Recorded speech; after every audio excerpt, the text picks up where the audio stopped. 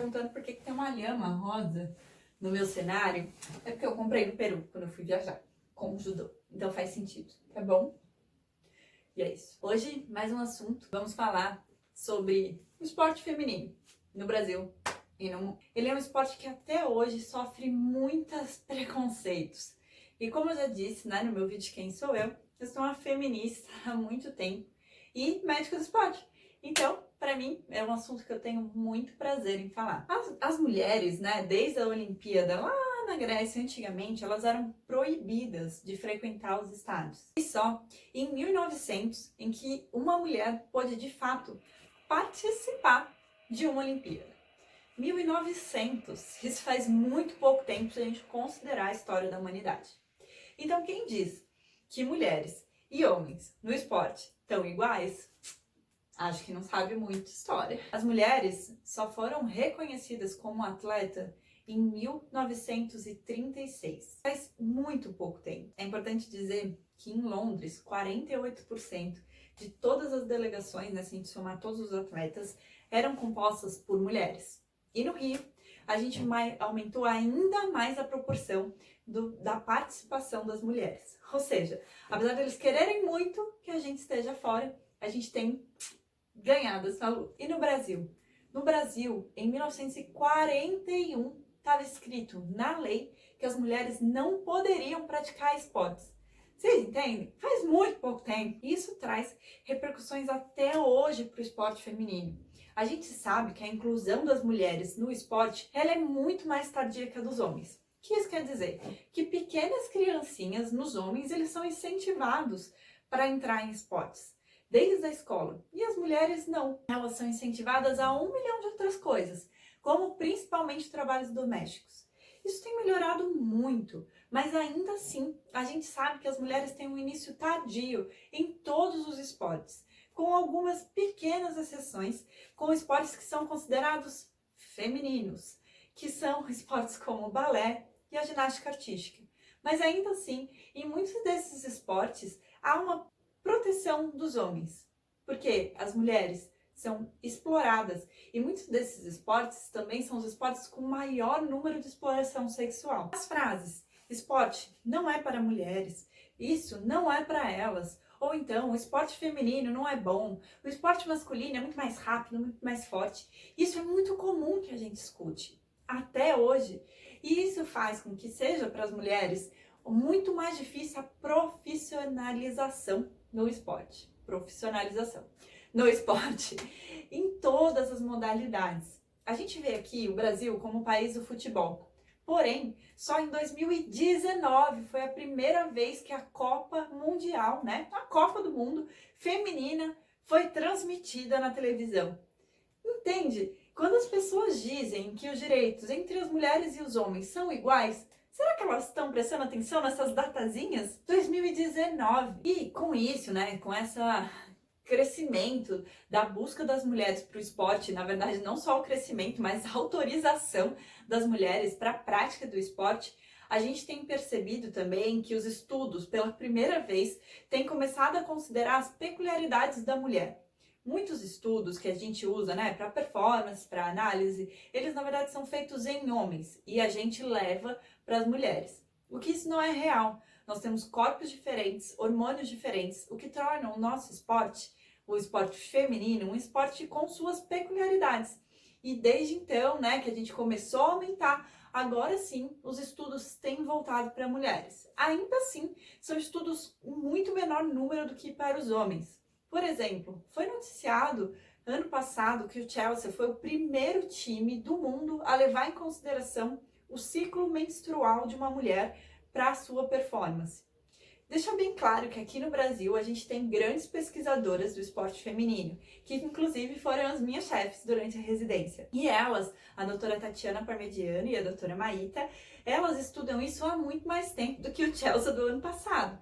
Mas ainda não tinha sido valorizado esse trabalho, né, da ginecologia do esporte e a importância de se entender que o esporte feminino não é pior, melhor ou o que seja, ele é simplesmente diferente. A mulher ainda tem muita pressão social na questão da casa, da família, de ter filhos e, claro, isso é um desejo que a mulher, né, ela tem todo o direito de escolher a vida que ela quer. Porém, a gente sabe que o auge do esporte é normalmente a melhor idade para ter filhos. E muitas mulheres hoje elas têm que fazer essa escolha, diferente dos homens, porque não é esperado socialmente que o homem largue a sua carreira por causa dos seus filhos. Mas isso é esperado socialmente de uma mulher.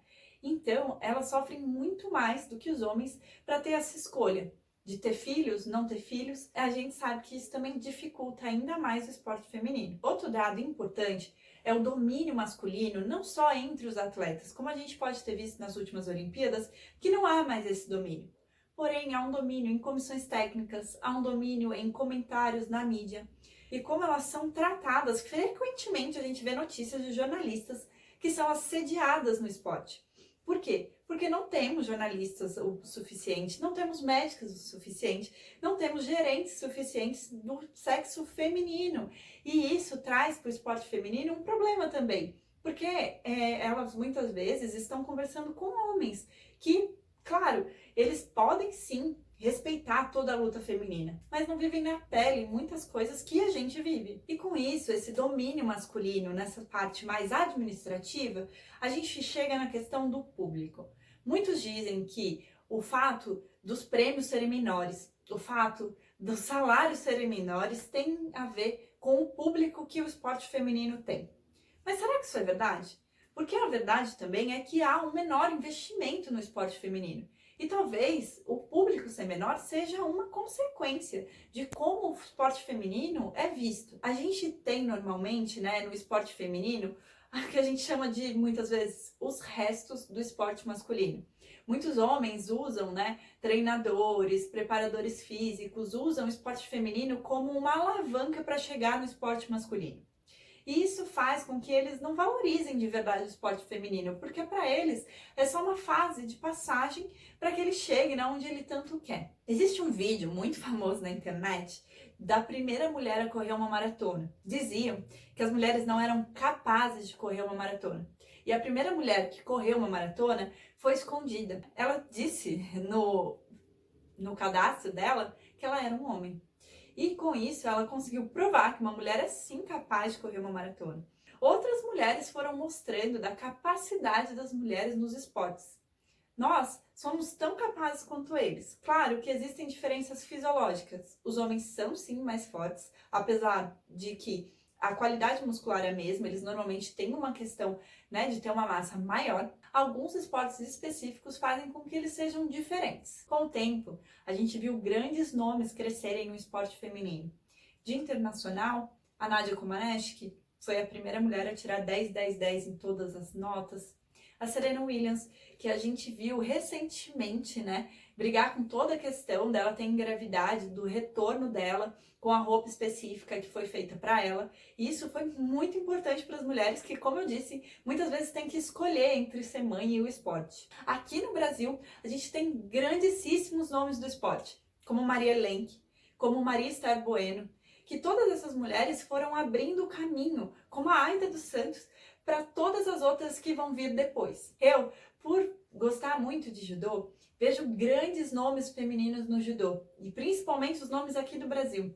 Sara Menezes, campeã olímpica, Rafaela Silva, também campeã olímpica, Mara Guiar, que tem 6 medalhas de mundial. Isso para qualquer esporte é um feito inacreditável. A gente tem outros grandes nomes, como a Marta no futebol, a Hortência no basquete. E tudo isso são mulheres brasileiras e que, com a existência delas, pequenas crianças mulheres conseguem olhar para frente e ver que elas podem ter futuro naquele esporte. Essas mulheres, a partir do momento em que elas começam a ganhar e comprovar que é possível viver do esporte, elas criam representatividade.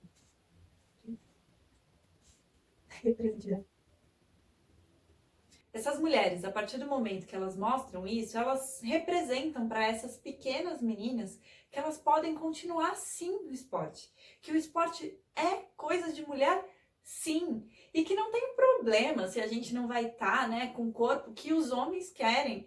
E dependendo do esporte que você pratique, que ai, você não, mulher não é coisa de mulher lutar, não é coisa de mulher jogar futebol. Quem falou? Mulher pode estar onde ela quiser. Um fato muito doido do esporte feminino é que só em 2012, as mulheres tiveram direitos a poder participar de todas as modalidades.